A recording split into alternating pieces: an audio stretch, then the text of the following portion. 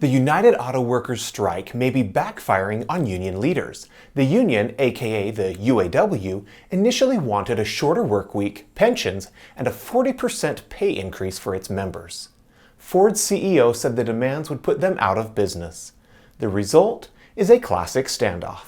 I talked about the conflict between executives, union leaders, and shareholders in a recent video, but today is about the consequences of the strike as we see them ongoing. The union wants more of the automakers' financial success in the pockets of its workers, but it's not that easy.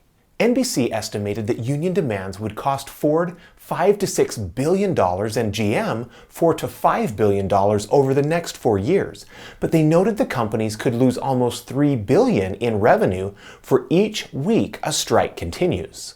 At first glance, it sounds like 2 weeks of missing revenue could cost as much as just giving in to the union demands, but that's not exactly how it works. You see, most of the revenue that the automakers earn is actually just spent on the cost to make vehicles themselves, so they're really only missing out on a fraction of that amount in profit each week.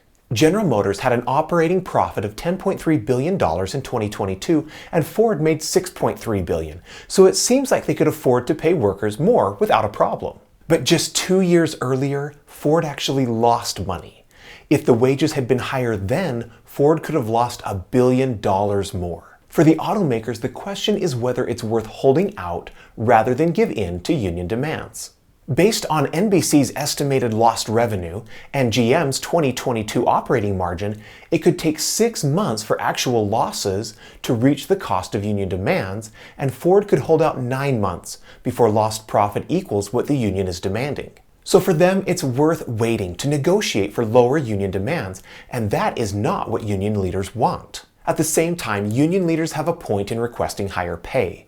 Rising inflation in the United States has devalued the paychecks that workers had been earning, while vehicle sales prices climbed at a faster rate than inflation. The automobile manufacturers have made a lot of money with these higher vehicle sales prices, but automakers have not always been profitable. Multiple major automakers went bankrupt in the Great Recession largely due to high labor costs, and the automakers are not keen on the idea of putting their companies at risk again. For all they know, demand for new vehicles could drop, and the recent heyday could be over for auto manufacturers, leaving them with more vehicles than they can sell, while also paying high wages to employees. So this time they are playing hardball.